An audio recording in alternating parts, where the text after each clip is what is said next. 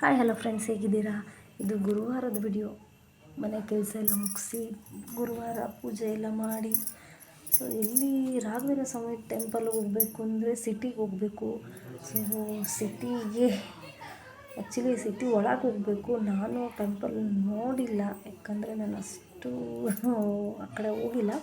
So ಇಲ್ಲಿ 2-1 kilometre ಅಷ್ಟೇ Saibaba temple ಇದೆ. ತುಂಬ ಚೆನ್ನಾಗಿದೆ.